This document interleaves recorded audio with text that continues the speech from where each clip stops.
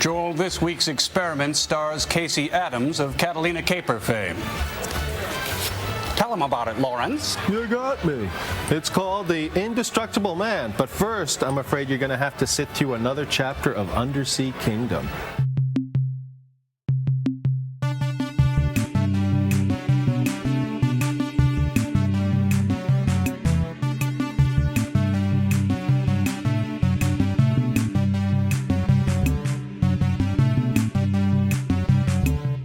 This time we watch Season 4, Episode 9, Indestructible Man. Spoiler, he gets destroyed at the end. And it's got a short, Undersea Kingdom, Chapter 2. But first, hey Chris, do we have any follow-up?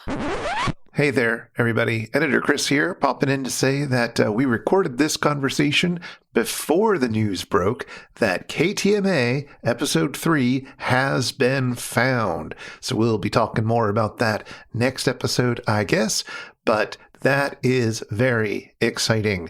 We'll put a link in the show notes to a little news story about it. But if you search on YouTube or on archive.org, you should be able to find the complete episode in amazing quality. It's very exciting. All right, back to the conversation already in progress. We got some letters and comments from people responding to our discussion at the top of last episode about the RiffTrax MST3K combo Kickstarter. And some of those letters were very supportive. Some of those letters disagreed with us. Some of those letters disagreed with things that they thought that we said that we never actually said. These are all things that are going to happen. The internet's going to internet. What can you do? But I seem to recall from last time we talked about how you were going to watch the exciting sequel to season 13 episode Demon Squad 2 Thin Claw. Yes, I did watch Demon Squad Tooth and Claw. And frankly, Chris, I'm so glad I did. I enjoyed Demon Squad Tooth and Claw so much. And you know, like I had mixed feelings about the first Demon Squad. I mean, I appreciated their monsters and their monster effect, but I wasn't on board for their like film noir detective, like automatic romance assumed in the plot type thing. But this time, I don't know what it was. I'm so much more charmed by Demon Squad Tooth and Claw. And you know what it is? I think it's because the sidekick has a much bigger role. Like she's actually a partner inside of the Full Moon Agency instead of just, you know, the secretary tech guru. Right. She's no longer frustrated that she can't go on the mission. She's actually on the mission. Yes, yes. And beyond just being like a tech guru for like the computer systems inside of Full Moon Agency, like she actually makes the gadgets that he has, right? So she's now M, right? She's making the things. And Daisy, beyond just making the things that he's going to use for his things, like she actually gets to be involved in some of the planning and the fighting. They meet one of like Nick's old Confederates, like one of the old people who he used to work before he got Daisy. So she gets to get some more training up and dealing with these magic bits. And one of the things that I enjoyed so much is that they're not just out there fighting demons and vanquishing demons, but they're actually looking at the actions of why demons are doing the things that they're doing, right? And trying to kind of herd demons kind of back into their lane type of thing. And I enjoyed it. I enjoyed it, Chris. That's the end of it all. Like Demon Squad Tooth and Claw, I would give a higher rating to than the first one. I think they established some nice characters in the first one, but they really went into it a lot more in the storyline for the second one. And I appreciated Demon Squad Tooth and Claw. I kind of hope there's a third one even. Well, all right. I'm glad that you really liked it. It is, you know, I was mostly really charmed by the sort of, you know, small town, let's put on a movie kind of scene. And I'm glad that they're keeping at it and maybe even doing stronger work this time around. And definitely like Mobile, Alabama, still a huge part of what's happening, right? They're not heading out to another city or anything like that. Like it still very much has that hometown friends making a movie together feel. But it does feel like their script, they were able to go beyond what they did on their first one. And maybe it's due to some of the Kickstarter things they were able to do, or the kind of the glow up they received just by being on MST3K. Interesting that that's considered a glow up these days. Reasonable that it's considered a glow up these days.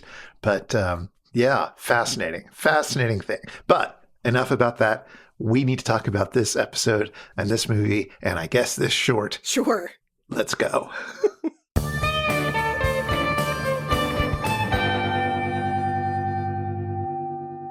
This time we watched Season 4, Episode 9, Indestructible Man. But first, a short. Undersea Kingdom, Chapter 2, The Undersea City. First off, you will all be relieved to know that Crash and his boy sidekick did not, in fact, get disintegrated by the disintegration ray last chapter. Seems that the ray only melted the front side of the cliff they were standing on, so they just jumped down the backside. Easy! Crash and the boy meet up with the others and start running back to the submarine. Unga Khan's men and robots think Crash and friends have been killed. But wait, they see on their TV that everyone is still alive and that they've been captured by Unga's nemesis, the religious leader of Atlantis. Tough break, Unga. But it isn't great for Crash and friends either, because this leader has been told that the new captives are actually agents of Unga. So they're likely being brought to their certain doom, right? Oh, and if it seems like that's a short summary, it's because the other 15 minutes of the 16-minute short were all packs of horses running around like you're riding with Carl Urban in The Lord of the Rings. Tune in next time for more Crash. And now for our feature presentation. Charles Benton, aka The Butcher, did a robbery and did some murders, and now he's being executed by the state. But then, wouldn't you know it, a shady coroner sells his body to a scientist. The scientist is trying to cure cancer, and he needs a human body to experiment on now, but he accidentally brings the butcher back to life, and has also made his body super strong and kinda indestructible, which he learns when he, kills the scientists. So, okay, now what? Well, when the butcher did his robbery, he had some Confederates, 2 henchmen and an attorney, and those guys double-crossed him to get the money he stole. Well, good thing he never actually told them where he hid the money. Seems like this would be a perfect time to get a little revenge.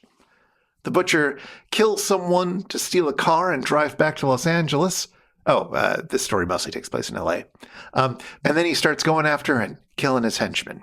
The butcher did tell one person where the money was, Eva, an erotic dancer he was sort of seeing. Or rather, he left a map in an envelope that she was only supposed to open after he died.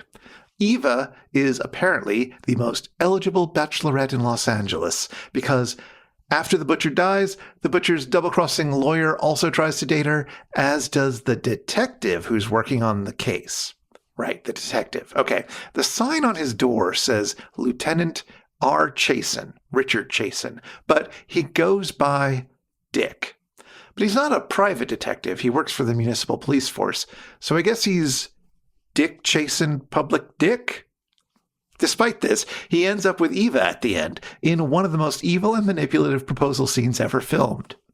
But before that can happen, the butcher's double-crossing lawyer and Eva both help Dick Chasen chase down the butcher. There's a manhunt in the sewers of Los Angeles, in a sequence that will make you wish you were watching The Third Man instead. And we learn that, with a powerful enough weapon, even the most indestructible man can be a little bit destructed. The chase ends up at a power plant, and the butcher intentionally electrocutes himself. And that, conveniently enough, is more or less the end.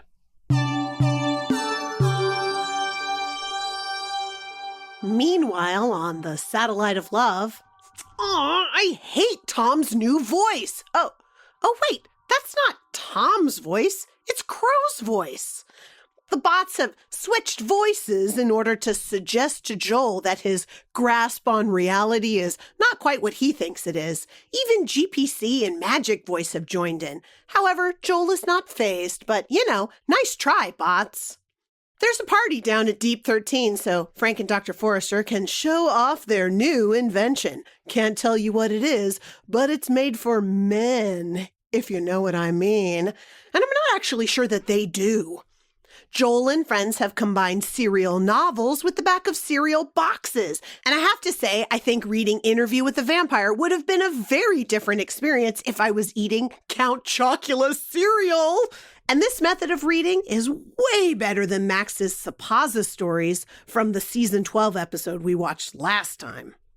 I love a parade. And it turns out the inhabitants of the Satellite of Love do too. Why, it's a tribute to Undersea Kingdom Parade today, with Crash Corrigan in a car fueled by chocolate milk, the greatest of all milks, a marching band, and Tom as a hydrogen or helium-filled balloon, because honestly, the balloons are our favorite part of any parade. Ooh, until Grand Marshal GPC sneezes when the pepper float comes through and ignites Tom into a fiery flame of destruction. As Crow says, oh, the humanity. Next up, Joel asks the age-old question, what would you do if you were indestructible? The bots, of course, have really wild answers, hammering nails with their heads, charging people to hunt them down, but Joel's indestructible fantasies are smaller and more like mine. Wearing a wool sweater without a t-shirt and other devastating tactile experiences that would not exist if we were indestructible. Say, do you have small children? Cats? You know how you can't go to the bathroom without having them knocking on the door or mewling right outside? Imagine you're Joel on the Satellite of Love, and you just want to try that close-up eye thing Lon Chaney Jr.'s doing in the movie. Yeah, it's just like when you want 30 seconds of privacy in the potty, and suddenly everyone, everywhere needs you now. Tom and Crow are all over Joel. They try to get in the shot, they bite him off screen, and just generally try to break his concentration. They even lick him. This could potentially be the most real sketch ever.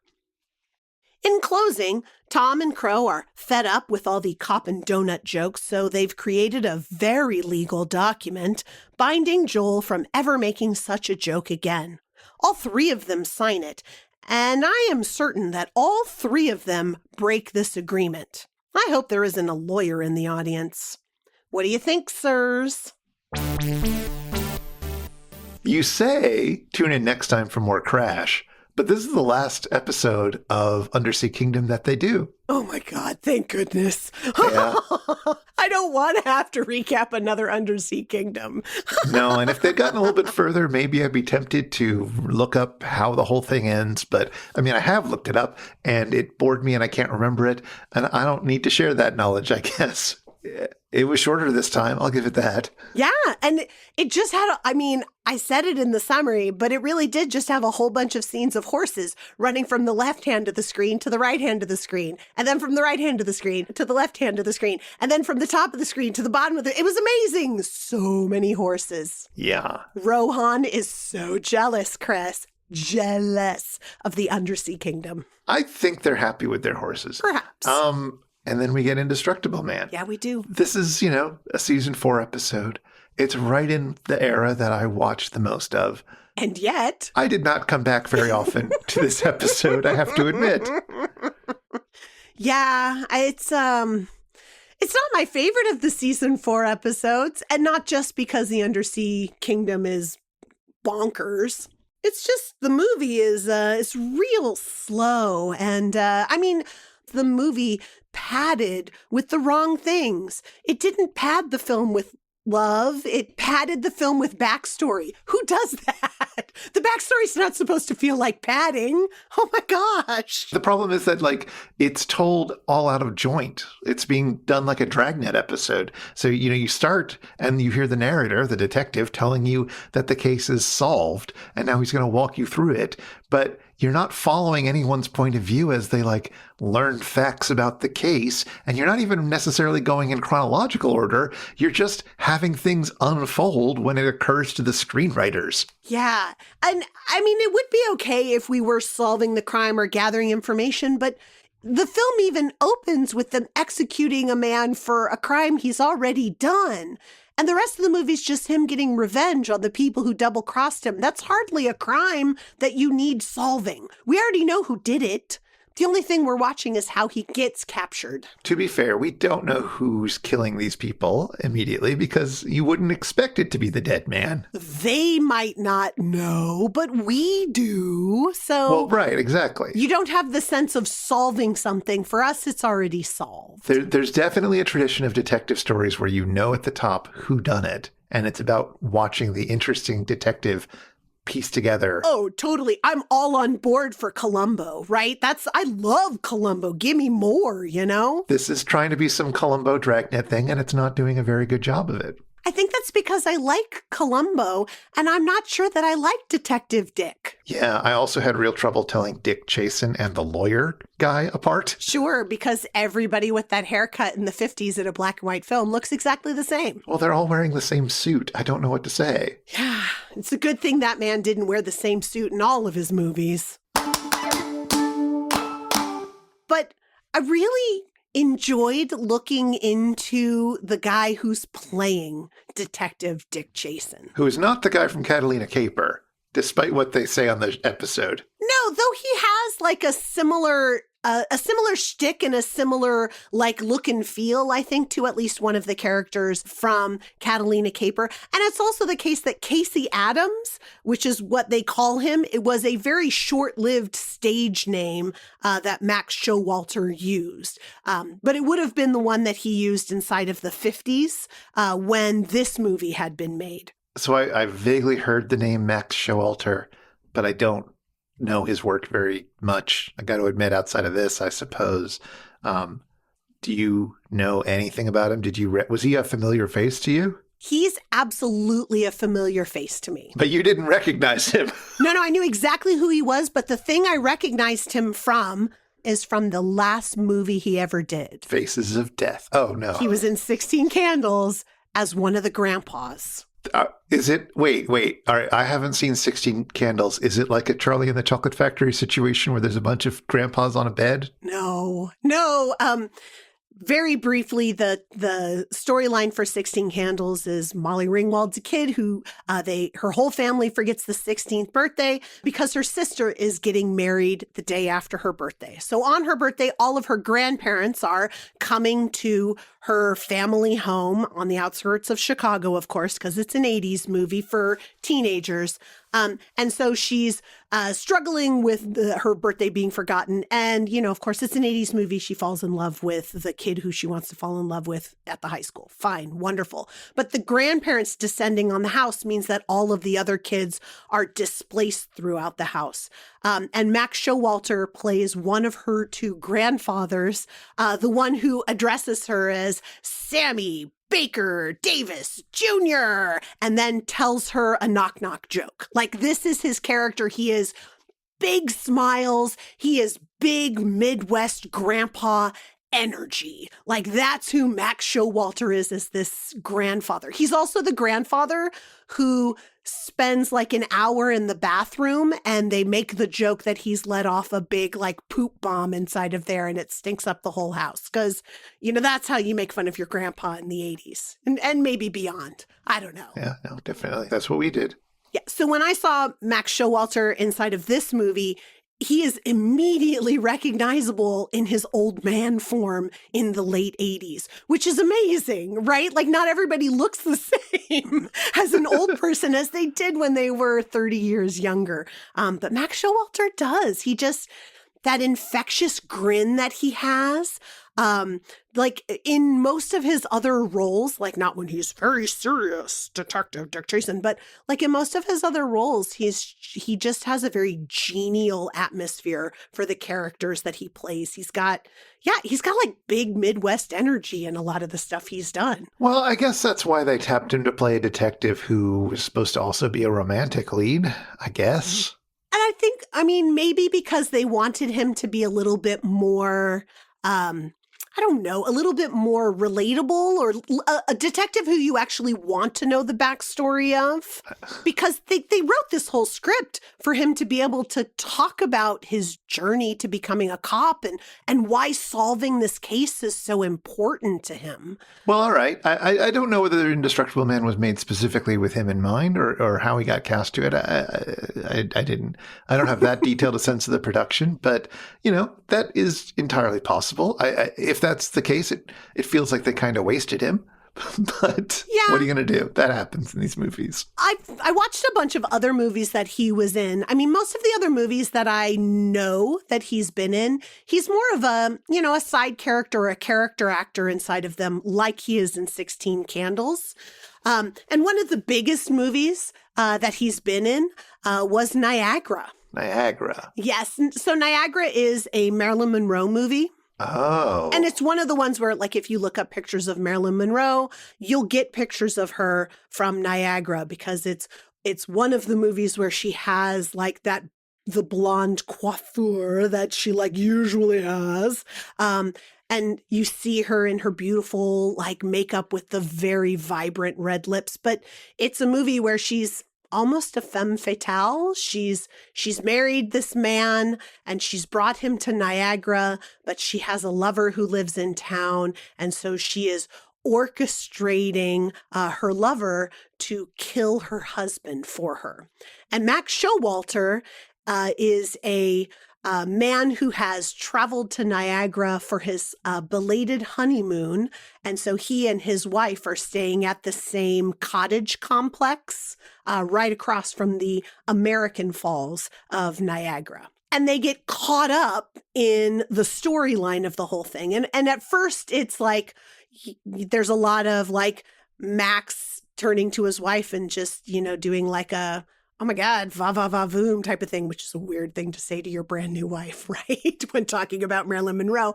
But he gets caught up in it. And the two of them, him and his wife, get caught up in trying to help Marilyn Monroe's character because she is portraying herself as being helpless and her husband as being like having some mental health issues that he's still working through and being very temperamental. And, in the background, Marilyn Monroe is needling her husband to make him have outbursts in front of everybody else. So Marilyn's using Max Showalter and the wife as pieces in her game to be able to get her husband killed and have it look like it's suicide or something. But in the movie, like Max Showalter is this like good-natured husband. He's jovial. And that's just kind of the character he's embodying. I mean, obviously he's switching it up when he's responding to situations so that he has appropriate mood for when they're, talking about this other couple who's clearly having some issues and, trying to support the wife who just seems lonely and lost and vulnerable, which is, Marilyn Monroe does a great job playing. So he's here to be an everyman, so to speak, the audience stand-in character who suddenly you find yourself in this terrible situation where you're a pawn in someone else's story. Yes. And of course, in the end, after the husband has actually killed Marilyn Monroe, Max Showalter's wife gets kidnapped by Marilyn Monroe's husband, and they're out in a boat, heading towards Niagara Falls, about to fall down Niagara Falls. Oh, sure. You got to have something like that happen. You got to have something like that.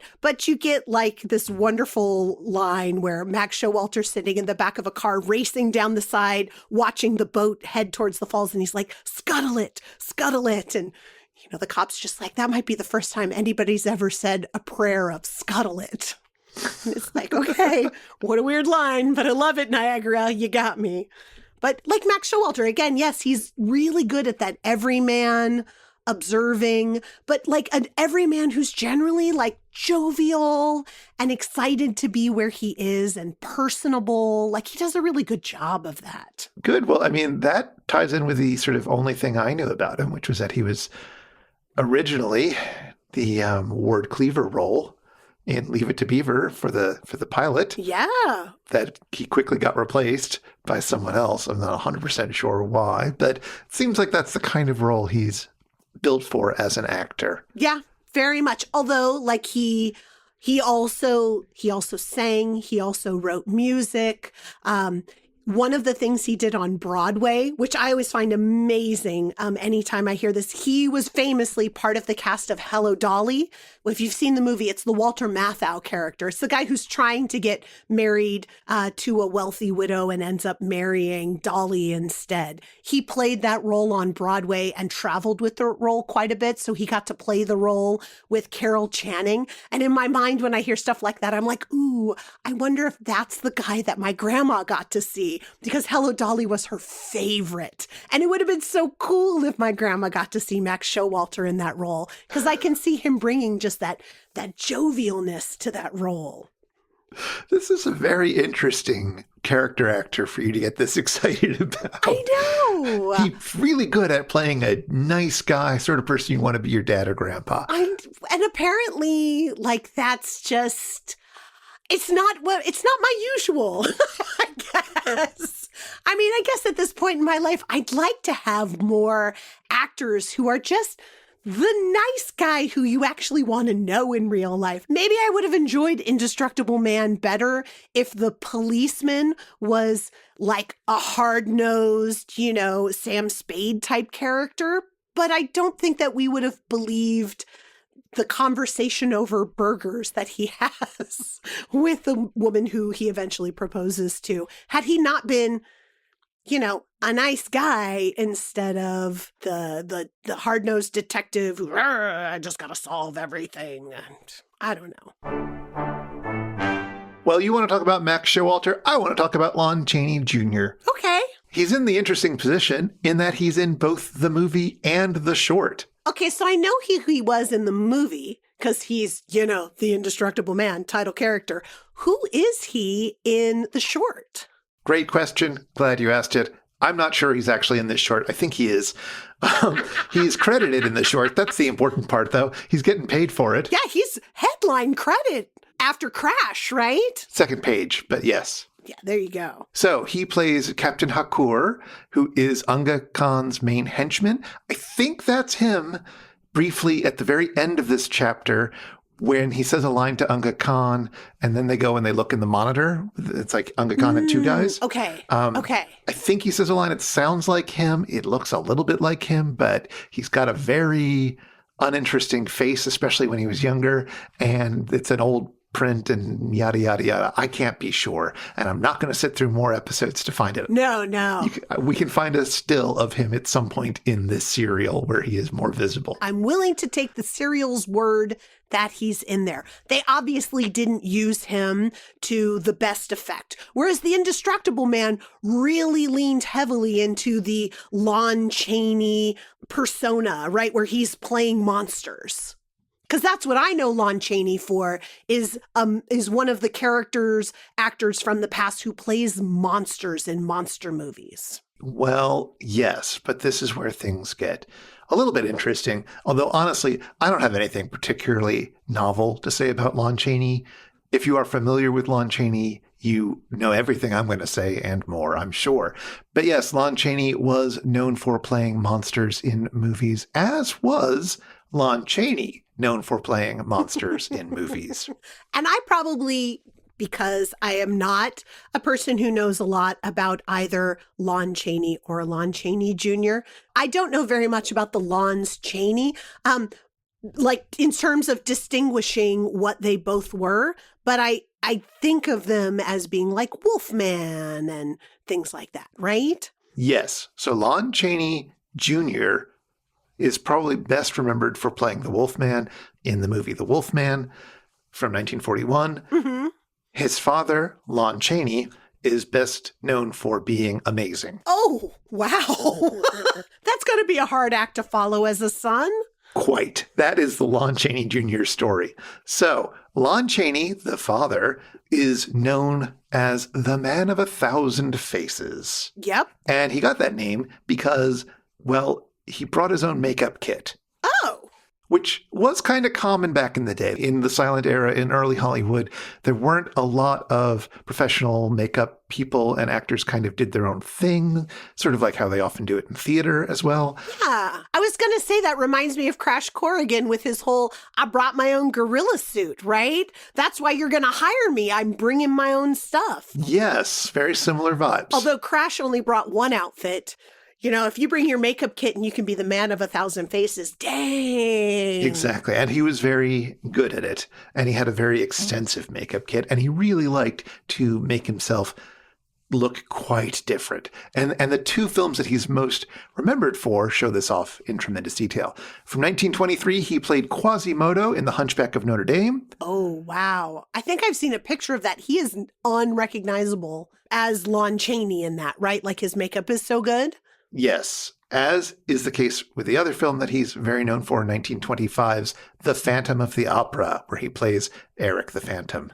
Wow. I love that the Phantom's name is Eric. I didn't even know he had a name. I am also charmed by that. We don't name enough kids Eric these days. And now I know every time I meet an Eric, like, oh, you're named after the Phantom of the Opera. That's what I'll be thinking in my head. Yeah, I don't know if you ever read the novel, The Phantom of the Opera.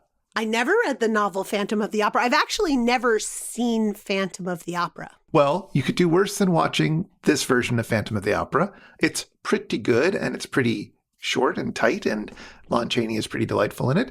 And then it'll make Phantom of the Paradise mean even more to you. It's true. Oh. But Phantom of the Opera, the novel, I don't know, until I had read it, I thought it was from much longer ago than it was, but it was published in 1910. Really? I was thinking it was like Victor Hugo era or something, you know? Yeah, Hunchback of Notre Dame is from 1831. And yeah, I guess I also thought that Phantom of the Opera was from around then. But no, it was a relatively new novel. It was 15 years old, I guess, when they made this movie version of it.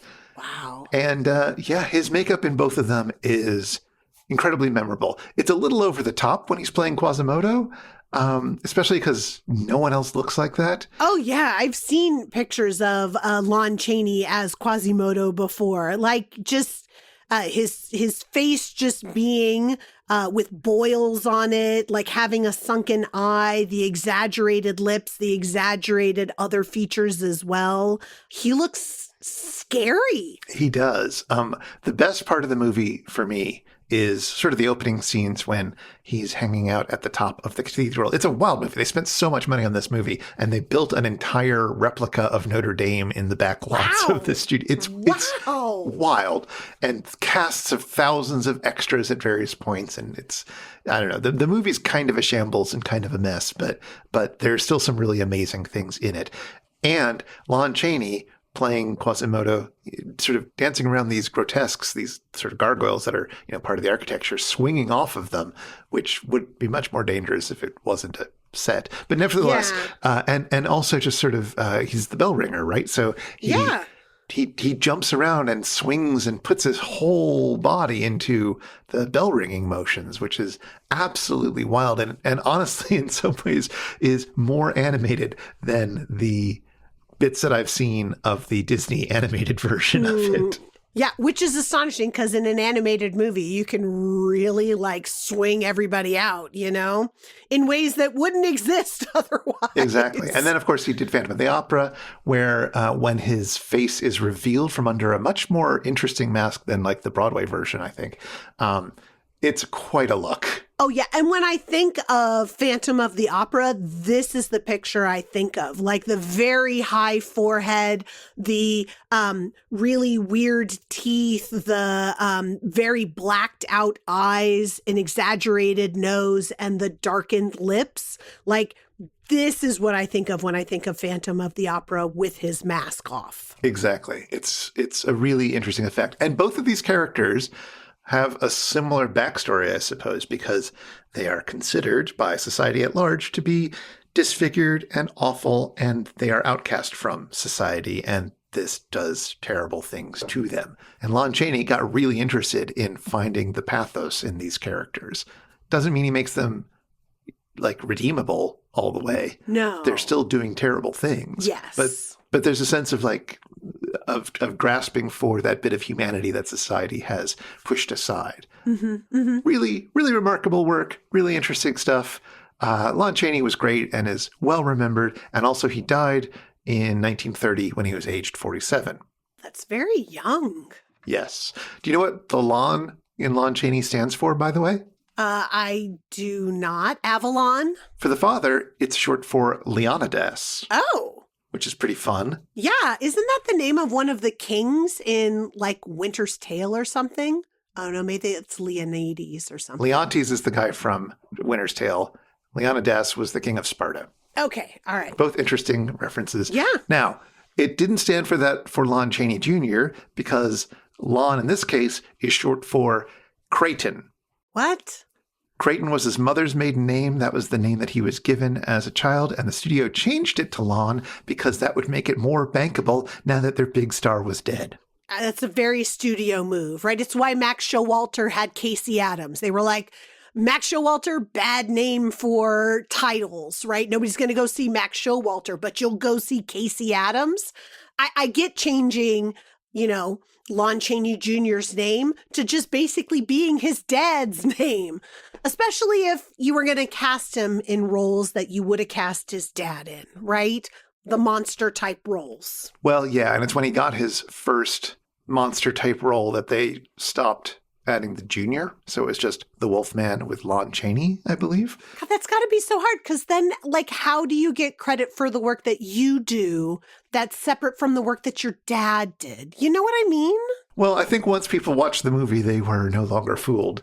The Wolfman is an interesting movie, almost because Lon Chaney Jr. isn't a terribly good actor in it. He it's so weird. Like, he's not a very good actor, and he's sort of a doughy guy, and he's sort of like his face isn't doing much on the screen.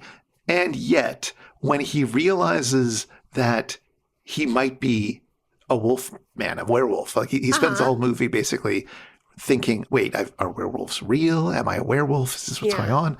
Then this moment of crisis of trying to figure out if that's what's actually happening to him, because he can't remember when he's a werewolf, he manages to get to a real place of vulnerability and just panicking about this existential dilemma about does he know what he knows? Can he know what he knows? What is going on? He doesn't understand it. He has a really convincing breakdown. That's kind of interesting. Yeah. And yet to think that you are the person who's causing the destruction that everybody is panicked about has to have its own level of internal panic. And I'm glad that he's able to convey it, even without being an astonishingly great actor, as you say. Yeah. But then he just continued playing Universal monsters and kind of specialized in playing them once the original actors were done with the role. Oh. So he started playing Dracula, or I guess Alucard in Son of Dracula. He started playing Frankenstein's monster in The Ghost of Frankenstein. He started playing the Mummy in The Mummy's Tomb after the original actors were like, these films are getting terrible and are not star material anymore. I'm tapping out. Kind of makes me sad, I mean, I'm glad he got work. I'm glad he got paid. That's a really important thing for an actor to be working for. But he spends his whole life being Lon Chaney Jr. in the shadow of his dad. And then the roles that he's taking on are the monsters that no one wants to play anymore. So he's picking up somebody else's monster parts. I'm just not, it makes me sad that that's this guy's life, to be the guy who did it after somebody else did, the one who is the junior to his amazing and historic dad. What a hard life. And we see aspects of that in Indestructible Man, right? He doesn't talk in the movie. Now, the director says he chose to have the monster not talk because talking monsters aren't scary. Having a monster not communicate is way scarier than having the monster communicate. So if you're making a monster horror movie, then you choose to have him not talk. But also, it's Lon Chaney Jr., and his father is known for being in silent movies, and his father was known for having very expressive eyes, which you might do close-ups on. Or perhaps, right? So it feels also like they're taking advantage of him. How patently unfair to never be able to step out from that shadow. I think that sadness of his story was part of what inspired a song that was written based on this movie. Oh, there's an Indestructible Man song? Yeah. There's a song by the Mountain Goats. I don't know. You don't know the Mountain Goats? I know the Mountain Goats, but I was like, you definitely know the Mountain Goats. I'm going through my catalog of Mountain Goats song that I know, and I'm like, I don't know a song about the Indestructible Man. It's a song called Rotten Stinking Mouthpiece. It's something that Lon Chaney Jr. says to his lawyer at the beginning of the movie, which is met with the riff. You stinking rotten mouthpiece. That's Mr. Stinking Rotten Mouthpiece to you. Yes. And so the Mountain Goats are John Darnielle, the guy who is the Mountain Goats, wrote a song called Rotten Stinking Mouthpiece about this moment in the film, but I think also a bit inspired by the sadness and desperation of Lon Chaney Jr. in his own life, trying to find his way in a rotten situation, and as well as probably thinking about John Darnielle's own difficult times in the past when he's, not been a celebrated musician and so forth. Sure, yeah. So in the song, it's sort of told from the butcher's point of view, I guess, although it's a bit abstracted, and it says, when you speak, it's those two who speak through you. Who'll speak for me? The burning and the electricity. Ooh. That is a relatively obscure track. They put out an album in 2011 called All Eternal's Deck, and there was a companion cassette that had demo versions of it, including this song, which didn't make it onto the album, even though John Darnielle has said that secretly it's his favorite of his songs. Hold up. Did you just say cassette? Yes. It was released on a cassette for people who pre-ordered the album. So you can still get cassette tapes, is what you're telling me? Oh, there's a huge indie scene of cassette tapes. They're like albums that are only put out on cassettes. Wow. Or 8-track, or mini disc, or 78s. Wow. Oh my gosh. Or wax cylinders. They Might Be Giants put out a song on wax cylinder. I know, the Edison Museum. Well, they recorded the Edison that one Museum onto it. But I think there have been bands that have released wax cylinders in the last 10, 15 years for sure. Music industry, you can have fun with it. I'm so glad people have fun with it. None of these are that profitable. No, let's not pretend like Taylor's making her billions off this. No, but what a special thing to have a release of something on an obscure media that only a very select few even have the equipment to play, right? Like that's definitely going to be something. What a reward for being a loyal listener or an early adopter or whatever. I didn't think I knew people were still releasing things on vinyl because people still have record players. Oh, yeah. But I haven't seen a cassette player in a car or on the shelf or in somebody's house in years. They are hard to get, and the mechanisms are, I'm told, not very good. There's only one tape-playing mechanism, and so, there's one manufacturer who makes a tape-playing mechanism, so every product has the same playhead in it. Oh. And it's not a very good one, is my understanding. I mean, it works, but it's not ideal. Is the sense I have of the scene. I'm not an expert on this. I have a very old tape player that I have when I need it, but there you go. And it's hilarious because, of course, I have a box of cassette tapes. Sure. That I collected in the 80s and 90s. I'm surprised that your kid isn't all over them. What a shocking lack of hipsterdom. And he comes from Portland, too. Land of the hipsters. It was fun that there was a Mountain Goats connection. As you know, I have been a big fan of the Mountain Goats, and a lot of their music has been very important to me. Yes. This album comes from after I sort of dropped off listening to them after, I don't know, I just wasn't feeling it anymore. I wish no ill will towards them, and they became more popular since I stopped listening. and that's fine. I'm happy for him. Sometimes I feel like you're a hipster too, Chris. Like, oh, that's too popular for me. I can't like it now. I liked it before he was popular. You know, it's interesting. Like the Mountain Goats put out these very literate songs. It's one guy, and often it's his guitar and, you know, used to record in a very simple way onto a boombox. And then, you know, after a while he fancied up a bit, but still, this is a demo. It was mostly recorded in a very simple way. It's just him and his guitar, all that sort of stuff. But his songs are really interesting and often heartfelt and often have interesting allusions to things like this movie. And when I was listening to it, I was thinking of an alternate universe where, you know, I know you've heard some of the Mountain Goats and seem to have enjoyed them well enough. I think you've been to a few of their concerts with me over the years. I have indeed. I've been to concerts without you even. There you go. And so, you know, it would be an interesting exercise to, say, go back and really listen through the Mountain Goats and talk about the things that are mentioned in their songs, use that as an excuse to find other things to talk about. Oh, Chris, are you already dreaming of a life beyond It's Just a Show? Well, here's the thing. Like, that could have been what It's Just a Show would have been going through the Mountain Goats catalog. There is already a podcast called I Only Listen to the Mountain Goats. Of course. They did the big mistake of having John Darnielle be a guest on that show all the time, which I think is a very different approach. It's fine. No, it's a perfectly good podcast. It's just not the approach I would have taken. But it's interesting to imagine that if I'd gone through that, we would have gotten the song eventually and would have had to watch Indestructible Man anyway. It would have been the other way around. We would have been talking about the Mountain Goats and then watch the Indestructible Man to inform our Mountain Goat knowledge. And now you're doing it the other way. We watch the Indestructible Man, bring in those Mountain Goats. I'd be doing a fun bit about how it showed up on MST3K. Isn't MST3K an interesting show? Wouldn't it be fun if we did a podcast about MST3K? Sure. And I'd be asking you, are you dreaming of a life beyond It's Just the Mountain Goats? Exactly. And also, we'd be doing a situation where a thing that I was into for a period and that was very beloved, influential and beloved by me, absolutely, that I then sort of stepped away from. And while it's interesting to go back to that, it would have meant that, like, once again, the era that is the most popular Mountain Goats era is the era that I am not as into.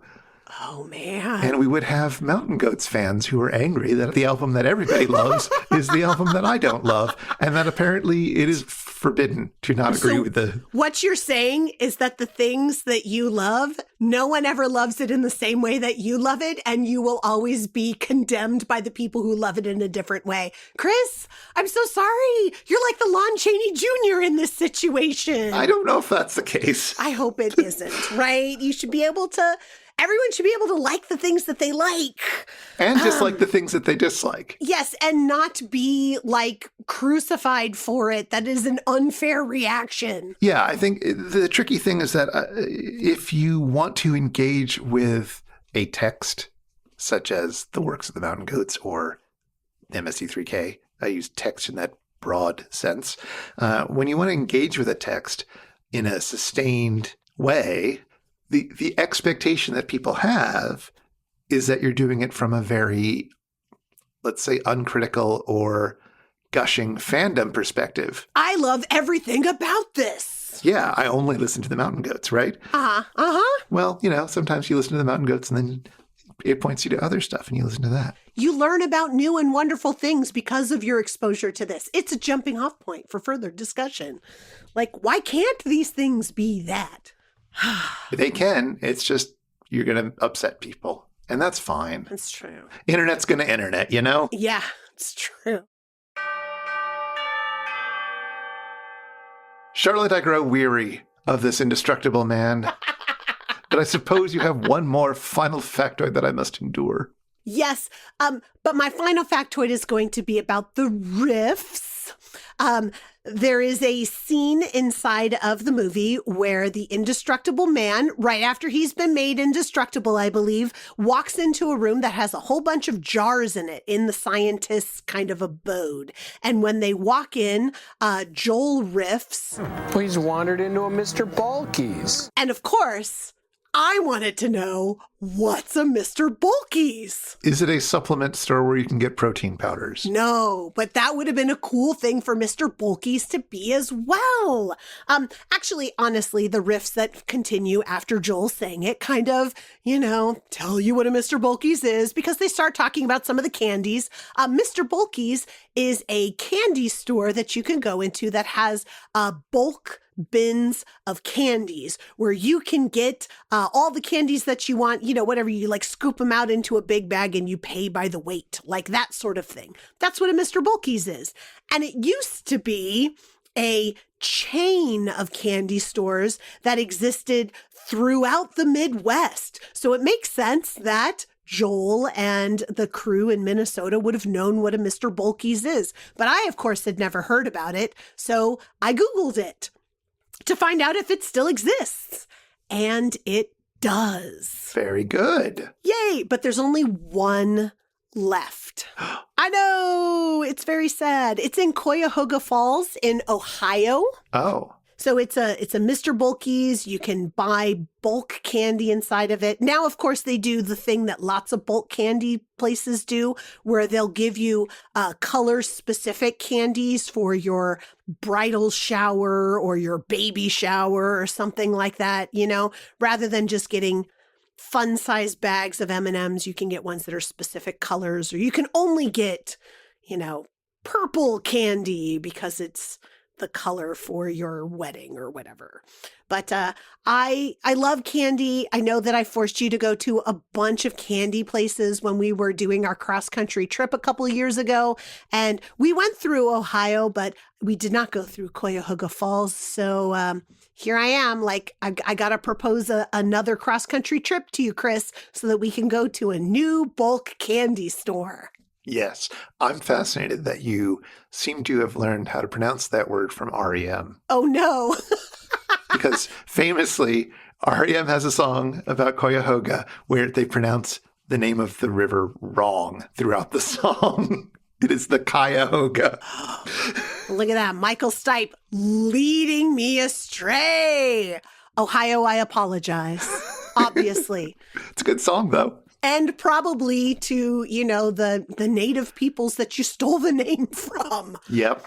Fortunately, we can all pronounce Mr. Bulky's, and we can all go there and get the candy that we want to have. I hope that they have bins and bins and bins of something other than saltwater taffy. Because if you go into a bulk candy store around here, that's all you get. Tons and tons of saltwater taffy. It's a coastal thing. I can't remember when we were in Wheeling, West Virginia and went to Grandpa Joe's candy shop if you took advantage of their buffet where they have the bulk candy. I did not. I got a few things that I don't usually see. Right? The bulk bins that they had at Grandpa Joe's had lots of candies that you see in other places. And when we were inside of that shop, we were looking for things that we really liked, but I think we also grabbed candies that we've heard about, but don't have access to easily inside of our local places. Yeah. So that was the place where we got our salted nut roll. Maybe.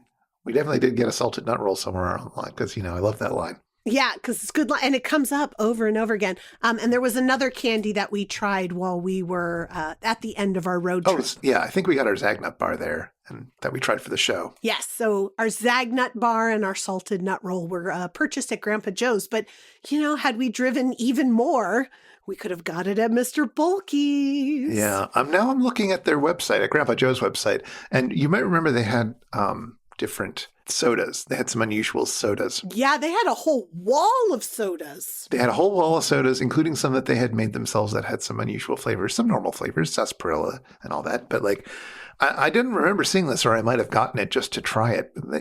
I'm seeing a picture here on their website for a ketchup soda. Oh, I don't remember seeing the ketchup soda, but I didn't look at the sodas as much as I looked at the candies. I mean, there's also a bacon soda, but yeah, sure. I totally saw that and I didn't buy it. Yeah, I wouldn't have bought that either. But ketchup, I'm intrigued because it sounds nasty, but I have no idea.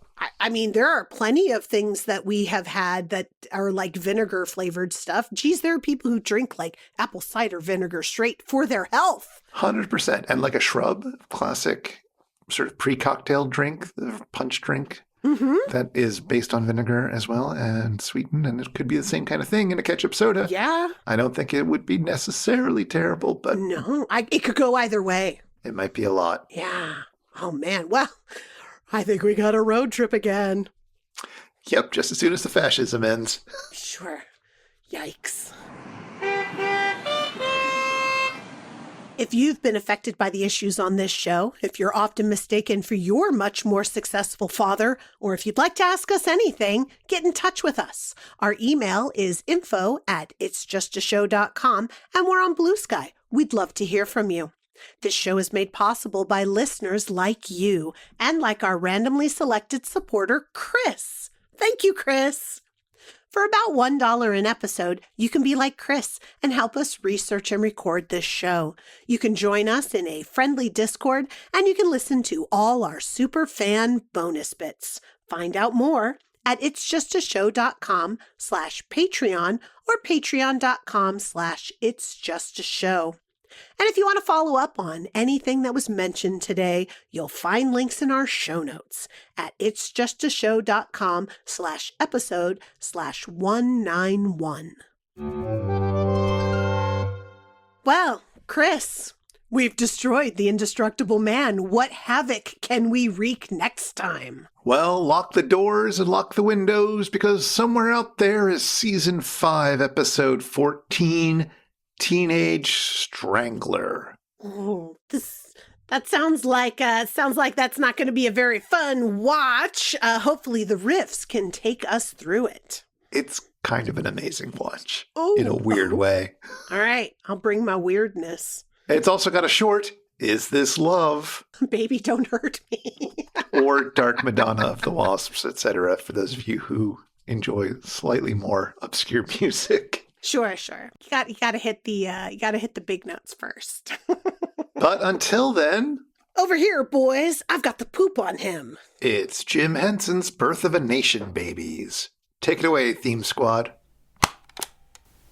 Hi, John. Long time no see.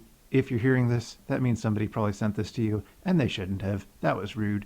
This is rude. You don't need me to do this to one of your songs, but it's a good one, and I wanted to, so I hope we're cool. Okay, here goes.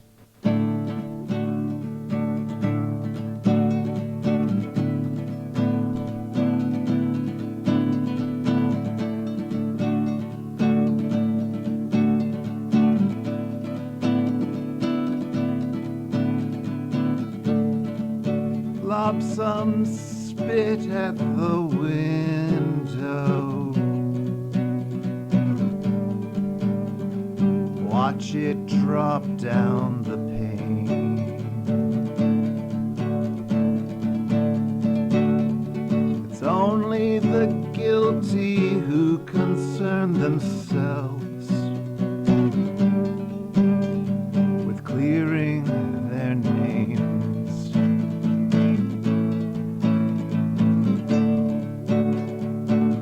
You bring tidings of hope, false tidings.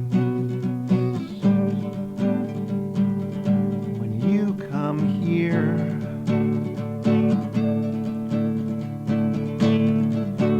there's two friends who did me wrong that you're protecting. It's so clear. When you speak, it's those two who speak through you who'll speak for me. The burning and the electricity.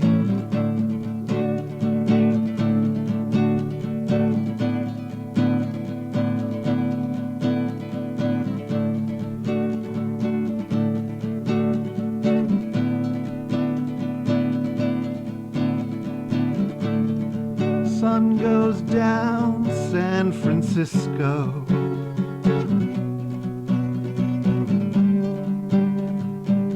Friends are hard to find.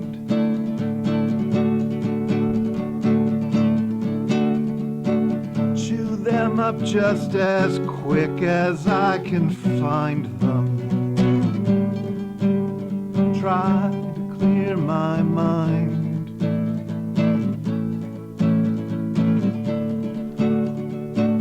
Remember hours at the table, gauze white light easing through.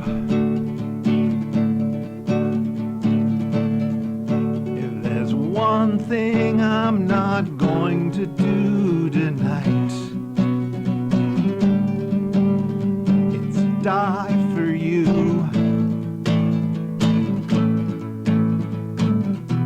'Cause when you speak, it's those two who speak through you who'll speak through me.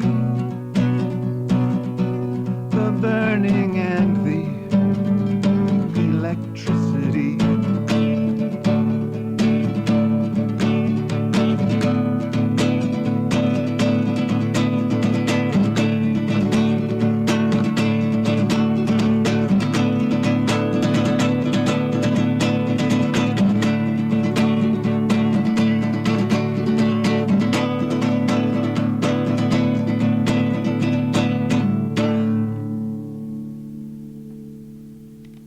Oh my God, va va va voom.